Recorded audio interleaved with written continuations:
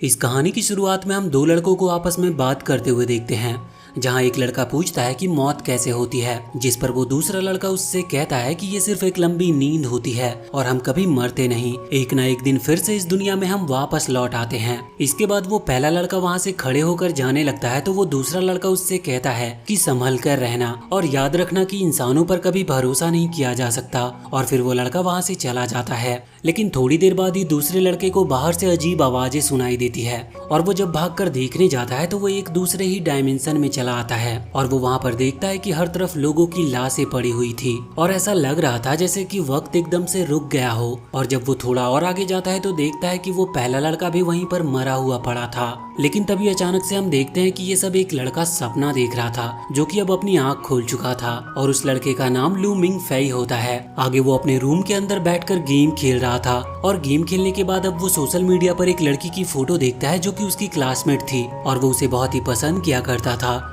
उसका नाम चैन होता है। तभी वो दोबारा से गेम खेलने लगता है और गेम में उसकी स्पीड कमाल की थी। पर तभी सामने से एक प्लेयर उससे कहती है कि तुम अभी अपने बेस को लेवल 3 में अपग्रेड करने वाले हो ना, ऐसा करना बेकार है क्योंकि तुम मुझे कभी हरा नहीं पाओगे। और ये सुनकर लू मिंग फेई काफी हैरान हो जाता है कि सामने वाले प्लेयर को उसकी स्ट्रेटेजी कैसे पता चल गई। आगे हम उसी प्लेयर को देखते हैं जो कि एक कार के अंदर थी और लू मिंग फेई के बारे में बात कर रही थी। वो कहती है कि उसने बहुत बढ़िया गेम खेला लेकिन इसमें ऐसा कुछ खास नहीं था, पता नहीं हेडमास्टर के लिए इतना पागल क्यों हो रहे हैं। तो उसके कार में बैठा एक लड़का कहता है कि हमें इसके बारे में थोड़ी और डिटेल में रिसर्च करना चाहिए। और तभी हम देखते हैं कि वो लड़की अचानक से एक होलोग्राम जैसे फिगर के सामने चली जाती है और उससे लू मिंग फेई के बारे में इंफॉर्मेशन देने को कहती है, जिस पर वो होलोग्राम कहती है कि लू मिंग फेई की उम्र 18 साल है और वो एक प्राइवेट हाई स्कूल में पढ़ता है। उसके स्कूल में कोई फ्रेंड्स नहीं है और ना ही कोई उस पर ध्यान देता है। उसे गेम खेलना बहुत ज्यादा पसंद है और वो हमेशा अपनी ही दुनिया में खोया रहता है। वो अपनी क्लास में एक लड़की को पसंद भी करता है और अभी वो फिलहाल अपने अंकल और आंटी के घर पर रहा करता है। तभी हम देखते हैं कि लू मिंग फेई के अंकल और आंटी उसे कॉलेज के लिए एप्लीकेशन ना देकर गेम खेलने के लिए उस पर चिल्ला रहे थे और वो कहते हैं कि तुम्हारी वजह से हमारे इतने सारे पैसे वेस्ट हो रहे हैं। जिस पर मिंग फेई वहाँ से भागकर बाहर आ जाता है और कहता है कि मेरे पेरेंट्स जितने भी पैसे देते हैं वो तुम लोग अपनी ऐश में उड़ा देते हो और यहाँ मेरे पास पॉकेट मनी तो छोड़ो, अच्छे कपड़े तक नहीं है। इस तरफ वो लड़की कहती है कि जो भी होगा अब इंटरव्यू के रिजल्ट से ही पता चलेगा और अब तक शायद उसके घर पर इन्विटेशन पहुंच गया होगा। फिर जब मिंग फेई घर लौट रहा था तो उसे उसका पार्सल मिलता है लेकिन उसमें लेटर के साथ कुछ और भी था और जब वो उसे चेक करता है तो उसमें से एक फोन उसे मिलता है और उस लेटर में लिखा होता है कि उसे कैसल यूनिवर्सिटी की तरफ से इंटरव्यू के लिए इनविटेशन मिला है और वहाँ उसे स्कॉलरशिप भी मिलेगी। ये देखकर वो अपने गाल पर एक थप्पड़ मारता है क्योंकि उसे लगता है कि शायद ये कोई सपना होगा। आगे जब वो इसके बारे में अपने अंकल आंटी को बताता है तो वो लोग इसे एक फेक लेटर बोलने लगते हैं। उसका कजन उससे कहता है कि ये कॉलेज कोई ऐरा गहरा कॉलेज नहीं है, इसीलिए तुम इसमें जाने का सपना देखना छोड़ दो। और उसी वक्त वहाँ विंडो से एक हेलीकॉप्टर आता है जिससे उनकी दीवार टूट जाती है। फिर उसमें से एक आदमी निकलकर मिंग फेई के सामने नील डाउन करता है और उसे अपने साथ आने के लिए इनवाइट करता है। लेकिन तभी हम देखते हैं कि ये सब बस मिंग फेई इमेजिन कर रहा था और रियलिटी में ऐसा कुछ भी हो नहीं रहा था। तभी उस फोन में एक कॉल आता है जिसे उसकी आंटी आंसर करती है और वो मिंग फेई से कहती है कि उन्होंने तुम्हें कल सुबह इंटरव्यू के लिए एक होटल में जाने के लिए बोला है, जिसे सुनकर मिंग फेई शॉक में था। इसके बाद अगले दिन जब मिंग फेई होटल में जाता है तो वहाँ पर उसके दूसरे क्लासमेट्स भी होते हैं और वहाँ चेन भी होती है जिसे वो पसंद किया करता था। तभी एक आदमी एक स्टूडेंट को इंटरव्यू के लिए बुलाता है और मिंग फेई उसकी सीट पर बैठकर चेन के पास चला आता है और उससे बात करने लगता है। वो उससे कहता है कि तुम टेंशन मत लो, तुम जरूर इंटरव्यू में पास होगी, जिस पर चेन उसे थैंक यू कहती है। और तभी जो लड़का पहले इंटरव्यू के लिए गया था वो निराश होकर बाहर आ जाता है। इसके बाद चेन की बारी आती है तो मिंग फेई उसे गुड लक विश करता है। आगे जब चेन बाहर आती है तो मिंग फेई उससे इंटरव्यू के लिए सवाल करने लगता है, लेकिन तभी वो आदमी मिंग फेई की तरफ घूर कर देखता है और उसे अंदर बुलाता है और अंदर जाते ही उसे ऐसा लगता है जैसे कुछ लोग उसे घूर रहे हों, जिससे वो डर कर गिरने ही वाला था पर वो आदमी उसे पकड़ लेता है। आगे जब इंटरव्यू स्टार्ट होता है तो वो लड़की उससे पूछती है कि क्या तुम एलियन में यकीन करते हो और ये सुनकर मिंग फेई कंफ्यूज हो जाता है कि यहाँ पर ये कैसा सवाल है, इसीलिए वो 2 मिनट तक तो कोई जवाब नहीं देता। इसके बाद वो जवाब देता है कि हाँ, मुझे यकीन है कि एलियन एग्जिस्ट करते हैं। जिस पर अब वो लड़की उससे पूछती है कि तुम उन पर यकीन क्यों करते हो। तो मिंग फेई कहता है कि मैं पहले हमेशा रात में आसमान को देखकर सोचता था कि ये यूनिवर्स बहुत बड़ा है, लाखों करोड़ों लाइट ईयर से भी ज्यादा बड़ा, और जब लाइट यूनिवर्स के एक कोने से दूसरे कोने में जा रही होगी तो कई सारे गैलेक्सीज के अंदर से जा रही होगी। उसके बीच में जब वो अर्थ के संपर्क में आती है तो 1 सेकंड भी नहीं रुकती, इसीलिए मुझे लगता है कि एलियन एग्जिस्ट करते हैं। फिर वो लड़की अगला सवाल पूछती है कि क्या तुम्हें लगता है कि सुपर पावर्स होते हैं, जिस पर मिंगफई जोर से कहता है कि हाँ बिल्कुल होते हैं, क्योंकि अगर सुपर पावर फेक है तो इसका मतलब एनीमे के अंदर वो सिर्फ हमें बेवकूफ बनाते हैं और इससे हमारे जीने का मकसद ही खत्म हो जाता है। अब वो अगला सवाल पूछती है कि तुम्हारे हिसाब से इंसान के अंदर सोल होता है जो कि कभी मरता नहीं, या फिर इंसान सिर्फ एक जानवर है जो जिंदा होकर मर जाता है। अब ये सुनकर मिंगफई सोचता है कि एक इतने बड़े कॉलेज का इंटरव्यू ऐसा क्यों होगा, इसका मतलब साफ है कि वो लोग सिर्फ मेरा मजाक बना रहे हैं। इसीलिए मिंगफई उन्हें अपनी जीभ दिखाकर कहता है कि बस बहुत हुआ, मुझे यहाँ आना ही नहीं चाहिए था, और फिर वो वहाँ से चला जाता है। उसी वक्त वहाँ पर एक प्रोफेसर और वही पहले वाली लड़की आ जाती है। प्रोफेसर रूम के अंदर आकर अचानक से पूछते हैं कि मिंगफई का इंटरव्यू कैसा गया, जिस पर वो जवाब देते हैं कि मिंगफई बीच में ही उठकर चला गया। और ये सुनकर वो हेडमास्टर बहुत ही निराश हो जाते हैं और कहते हैं कि तुम्हें जो करना पड़े करो, लेकिन उसे किसी भी तरह वापस लेकर आओ, भले ही तुम्हें उसके लिए उसके पैरों में गिरना क्यों ना पड़े। इस तरफ मिंगफई और चेन बात कर रहे थे, जहाँ चेन उससे पूछती है कि मैं बाद में एक मूवी देखने जाना चाहती हूँ, तो क्या तुम मेरे साथ चलना चाहोगे, जिस पर मिंगफई तुरंत ही हाँ बोल देता है और इतना कहकर चेन वहाँ से चली जाती है। मिंगफई उसे जाते हुए देखकर सोचता है कि भले ही मुझे कोई अच्छा कॉलेज मिले या ना मिले, लेकिन अगर मैंने चेन से शादी कर ली तो हर दिन खुश रहूंगा। इसके बाद जब मिंगफई घर पहुँचता है तो उसके अंकल और आंटी कहते हैं कि हमें कैसल कॉलेज के प्रोफेसर ने कॉल किया था और बोला कि तुम इंटरव्यू में पास हो गए हो और कल हम सबको ब्रेकफास्ट के लिए भी इन्वाइट किया है। फिर अगले दिन जब वो लोग ब्रेकफास्ट के लिए पहुंचते हैं तो प्रोफेसर सबसे पहले मिंगफई से हाथ मिलाते हैं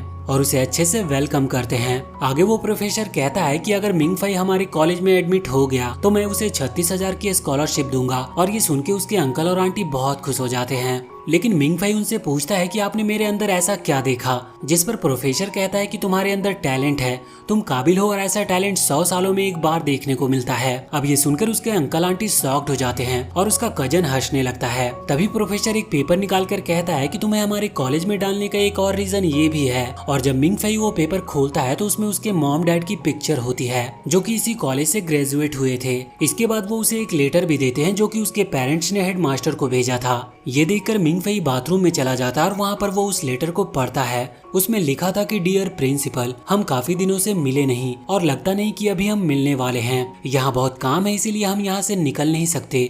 हमारा बेटा मिंगफई अभी 18 साल का हो गया है। वो एक स्मार्ट लड़का है, भले ही वो इतने अच्छे मार्क्स नहीं लाता होगा, पर हमें यकीन है कि वो पढ़ाई में जरूर आगे जाएगा। और अगर हो सके तो प्लीज हमारे बेटे को आपके कॉलेज में एडमिशन पाने के लिए हेल्प करिएगा और उसे ये जरूर बोल देना कि उसके मॉम और डैड उससे बहुत प्यार करते हैं। ये पढ़कर मिंगफई की आंखों से आंसू निकलने लगते हैं और वो वहाँ बैठकर रोने लगता है। तभी वहाँ पर वो लड़की आ जाती है और उससे कहती है कि तुम अभी लेडीज बाथरूम में हो। और फिर वो दोनों वापस टेबल पर चले आते हैं और उस लड़की का नाम हमें नुओ पता चलता है। प्रोफेसर सबके सामने नुओ को इंट्रोड्यूस करते हुए कहते हैं कि ये हमारी सेकेंड ईयर के स्पेशल स्टूडेंट है। फिर नुओ कहती है कि मिंगफई का दिमाग कहीं और है, इसीलिए वो लेडीज बाथरूम के अंदर भी घुस गया था। जिस पर प्रोफेसर मिंगफई से कहते हैं कि कहीं ऐसा तो नहीं कि अब भी तुम्हें हमारे कॉलेज में एडमिशन लेने के बारे में शक है। जिस पर वो कहता है कि मैं उसके बारे में सोच कर बताऊंगा। और ये सुन के उसके अंकल आंटी बहुत गुस्सा हो जाते हैं। तभी नुओ उससे कहती है कि इसकी वजह तुम्हारी वो गर्लफ्रेंड है ना, वो हमेशा बुक पढ़ने वाली तुम्हारी क्लासमेट।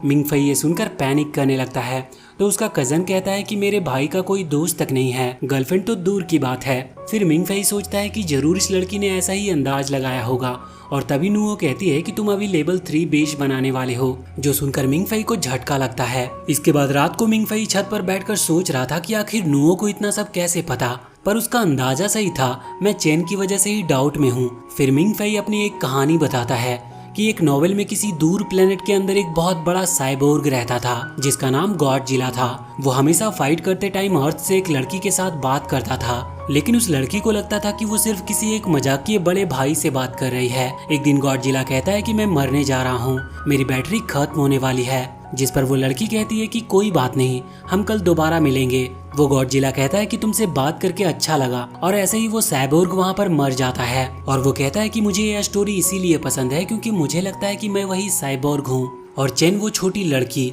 और अगर एक दिन साइबोर्ग यानी कि मुझे कुछ हो जाता है तो क्या चेन इसके लिए सैड होगी। और तभी अचानक से नुओ उसके पीछे से आकर कहती है कि ये तुम उससे ही क्यों नहीं पूछ लेते। उसे अचानक से देखकर मिंगफई डर जाता है। आगे नुओ उससे कहती है कि मैं तुम्हें बताती हूँ कि चेन क्या सोचती है, वो तुम्हें पसंद नहीं करती। जिस पर मिंगफई कहता है कि ऐसा नहीं है, अब भी मेरा चांस है। तो नुओ कहती है कि क्या तुमने कभी उसे फ्लावर दिया, क्या कभी उसके साथ मूवी देखने गए हो, या क्या कभी उसके बर्थडे पर उसे कोई गिफ्ट दिए हो। इनमें से तुमने कभी भी कुछ भी नहीं किया, फिर भी चाहते हो कि वो तुम्हें पसंद करे। जिस पर मिंग फई कहता है कि वो और कर भी क्या सकता है, मेरे पास और कोई रास्ता नहीं है। जिस पर नुओ कहती है कि किसी को प्यार करना आसान नहीं होता, अगर तुम उसे पाना चाहते हो तो तुम्हें इसके लिए लड़ना होगा। आगे बढ़ो और सबके सामने जाकर जोर से बोलो कि तुम उसे प्यार करते हो। और वो मिंग फई से कहती है कि क्या तुम में इतनी हिम्मत है ये करने की। तो इसके जवाब में मिंग फई कहता है कि हाँ, मैं 2 दिन बाद ये सबके सामने प्रूव कर दूंगा कि मैं एक डरपोक नहीं हूँ। और फिर नुओ वहाँ से चली जाती है। इसके बाद हम देखते हैं कि मिंग फई और चेन साथ में मूवी देखते हैं, फ्लावर्स की शॉपिंग करते हैं और साथ में घूमते हैं। और बात करते हुए वो जा रहे थे, तभी अचानक से नुओ उनके सामने आ जाती है और अपने आप को मिंग फई की दोस्त कहती है। तो चेन वहाँ पर उन्हें बाय बोलकर चली जाती है। आगे नुओ उससे कहती है कि प्रोफेसर जल्द ही जाने वाले हैं, तो तुम्हें आज रात तक ही डिसीजन लेना होगा, या तो तुम चेन को चूज करो या फिर हमारे कॉलेज को। तो मिंग फई कहता है कि आज नहीं, सिर्फ एक और दिन का वेट कर लो। जिस पर नुओ कहती है कि उस चेन के लिए पता नहीं तुम कितनी बड़ी चीज खो दोगे। तो मिंग फई कहता है कि मेरे लिए सबसे ज्यादा जरूरी चेन है, और फिर नुओ वहाँ से चली जाती है। आगे मिंग फई मिरर के सामने चेन को प्रपोज करने की प्रैक्टिस करता है और अच्छी तरह से रेडी हो जाता है। फिर आगे झाओ नाम का एक क्लासमेट उसे एक ड्रेस देता है और कहता है कि तुम जब भी स्टेज पर जाओगे तो ये पहन कर जाना, और जब चेन अपनी स्पीच देगी तो उस टाइम तुम फॉर्मल रहना। इसके बाद जब मिंग फई स्टेज के सामने जाता है तो वहाँ उसे स्टेज के एक साइड पर खड़े रहने के लिए बोला जाता है। और फिर तभी लाइट बंद हो जाती है और स्क्रीन स्टार्ट होने वाली थी। तभी मिंग फई इस मौके का फायदा उठाकर स्टेज पर चढ़ जाता है और सबके सामने प्रपोज करने के लिए रेडी हो जाता है। मगर तभी वहाँ स्क्रीन की लाइट ऑन हो जाती है और साइड से वही झाओ नाम का लड़का, और वो सबके सामने चेन को प्रपोज कर देता है और चेन भी उसके प्रपोजल को एक्सेप्ट कर लेती है। ये देखकर मिंग फई का दिल टूट जाता है, उसके हाथ से फ्लावर नीचे गिर जाते हैं और उसने अपना सारा होप खो दिया था। पर तभी पीछे से वहाँ पर नुओ एंट्री करती है, जिसको देखकर सब शॉक थे। वो आकर मिंग फई से कहती है कि तुम यहाँ क्यों टाइम वेस्ट कर रहे हो, हमारे पास और भी जरूरी काम है। और उसे देखकर मिंग फई की आंखों में आंसू आ जाते हैं। नुओ उससे कहती है कि हम सब तुम्हारा वेट कर रहे हैं और ये कपड़े चेंज कर लो। तभी कुछ गर्ल्स जाकर मिंग फई के कपड़े पूरी तरह से चेंज कर देते हैं। फिर नुओ झाओ और चेन से कहती है कि माफ करना, मगर मैं डेविड रिकार्डो को लेकर यहाँ से जा रही हूँ क्योंकि ये ज्यादा जरूरी है। जिस पर झाओ कहता है कि उसका नाम डेविड रिकार्डो नहीं है। तो नुओ उससे कहती है कि एक दूसरी जगह पर उसका दूसरा नाम है और उसका नाम है डेविड रिकार्डो। आगे नुओ मिंग फई का हाथ पकड़कर उसे लेकर वहाँ से बाहर चली जाती है और जाते जाते उससे पूछती है कि क्या तुम मुड़कर देखना चाहोगे। जिस पर मिंग फई कहता है कि जरूरत नहीं है, अब मैं आगे बढ़ना चाहता हूँ। इसके बाद वो लोग वहाँ से कार में जाते हैं, जहाँ मिंग फई कहता है कि मैंने कभी नहीं सोचा था कि ऐसे मेरे क्लासमेट्स के सामने एक हॉट लड़की मुझे लेकर जाएगी, वो भी फरारी के अंदर। फिर मिंग फई पूछता है कि तुम यहाँ क्यों आई। तो हमें पता चलता है कि नुओ ने जब अपने होलोग्राम से चेन के बारे में पूछा था तो उसे पता चला था कि चेन झाओ नाम के लड़के को पसंद करती है और झाओ उस पार्टी में आने वाला था।